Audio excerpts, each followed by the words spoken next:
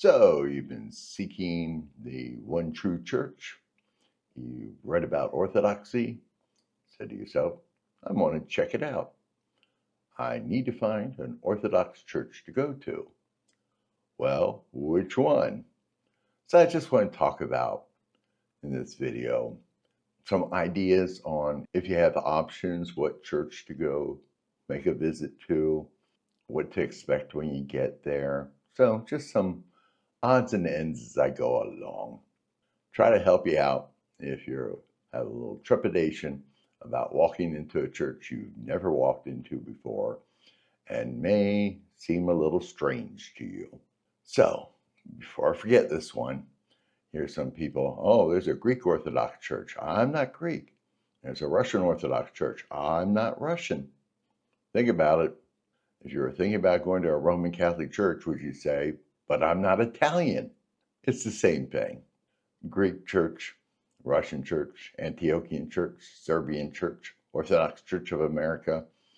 Everybody's welcome at any of them. You don't have to be Greek, Russian, etc. Now, I'm pretty fortunate here in Tucson. Here in town, I had three choices. I can go to Holy Resurrection Orthodox Church, which is an Antiochian church. I can go to St. Demetrius, which is a Greek Orthodox, or I can go to Holy Virgin, which is a Russian Orthodox.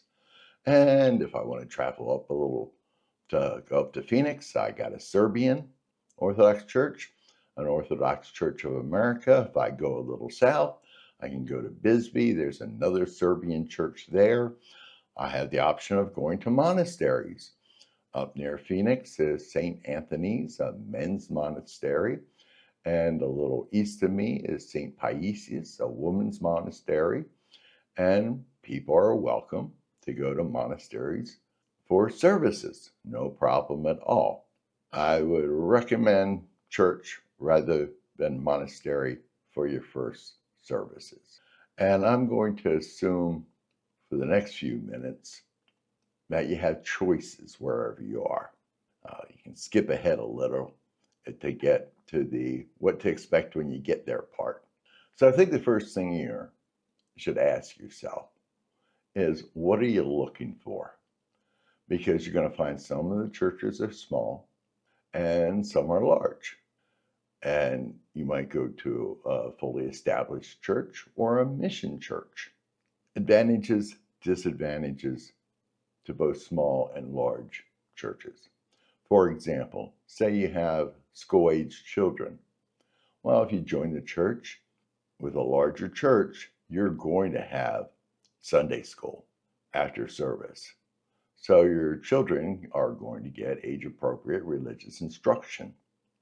A smaller church, I have found, and all this is just coming from my personal experience, that you get to know everybody and you start thinking of them as your family. At Holy Resurrection here in Tucson now, they're bursting at the seams. They really need to start a mission church. It's just not everybody can fit into the church anymore. But then at Holy Virgin, the Russian Orthodox Church, maybe 40 people. So you're going to get to know 40 people. It's harder to know 200 people.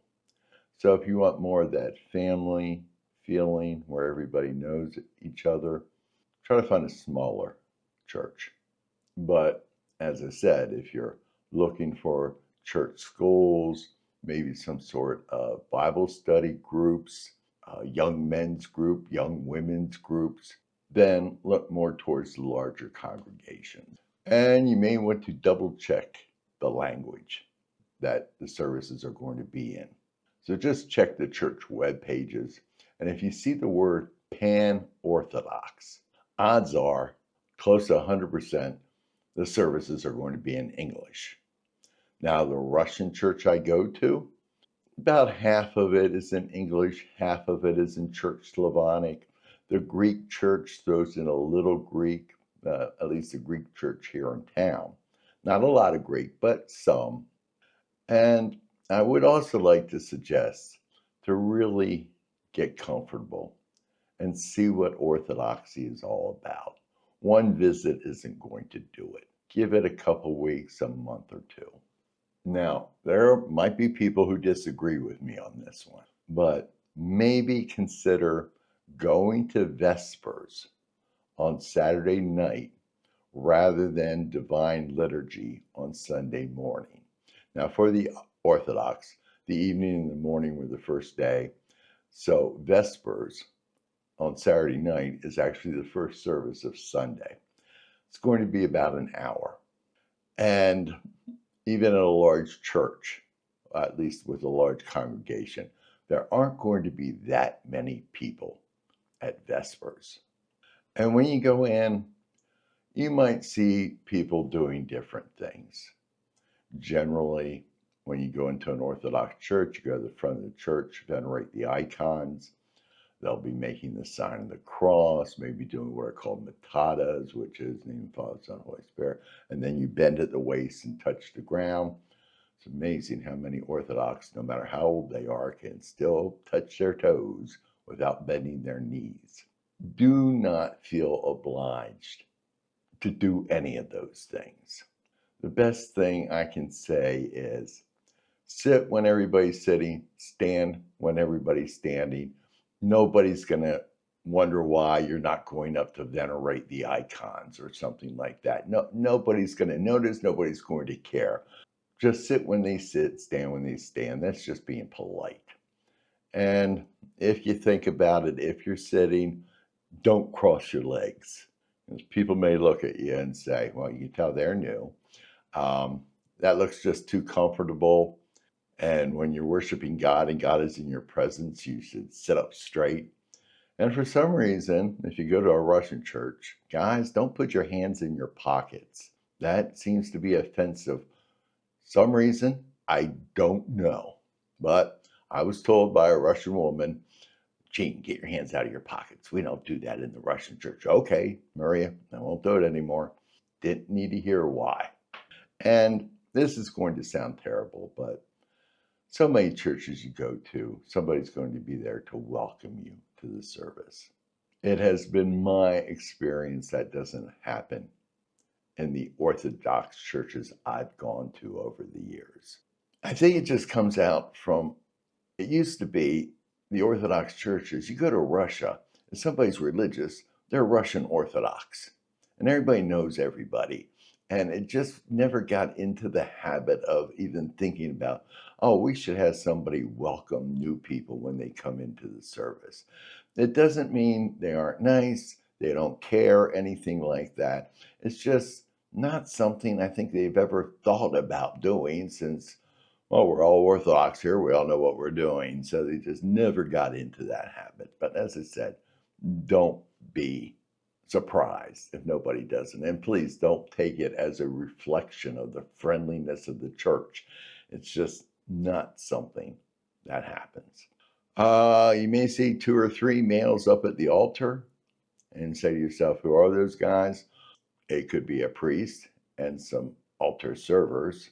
We don't have altar boys like they do in Roman Catholic. These are generally teenagers and older, or it could be a priest and a deacon. So if you're trying to figure out, well, who's the priest up there? It's simple. Somewhere in that service, the Lord's Prayer is going to be said, and maybe the deacon is going to lead it, but then the priest will always say, for thine is the kingdom, the power, and the glory are yours. So if you have, which one of them up at the altar that are chanting things, which one's the priest? The one that does the conclusion of the Lord's Prayer, that's the priest. And you don't have to worry about your singing voice because the idea, okay, everybody open up the hymnal to hymn 23, and there is no group singing in an Orthodox service. Everything is chanted. Sometimes the readings from the epistle and the gospel aren't depending on the church, but all the prayers are chanted. And it's generally the priest or the deacon doing a line, and then the choir responds. And depending on the service, members of the congregation will join in with the choir. Sometimes they'll just leave it up to the choir. Uh, and I think I kind of mentioned already, there's going to be no musical instruments. In some parishes, the congregation does very little singing and allows the choir to do most of it. And that's pretty much what you should expect. Nobody's going to judge you because you didn't make the sign of the cross at the right time or venerate an icon. And the nice thing about going to Vespers instead of Divine Liturgy, well, there's a couple things. Vespers about an hour. You go to Divine Liturgy. Between the service before Divine Liturgy, Matins, some people call it Orthos, you could be there about 3 hours. But for Vespers, I'm quite sure the priest is going to come up to you after the service and introduce himself. And you get a chance to talk with the priest. Hey, we're visiting here. We're interested in Orthodoxy. You can get to know them. But on Sunday mornings after Divine Liturgy, number one, the priest is pretty much spent because he's been at it about 4 hours. And there's going to be parishioners that need to talk to him and all these things. Well, hopefully that helped make you a little more comfortable about actually attending a service or give you a little knowledge of what to look for in the different churches that you may have in town that are different jurisdictions, the Greeks, the Russian, the Antiochian, things like that.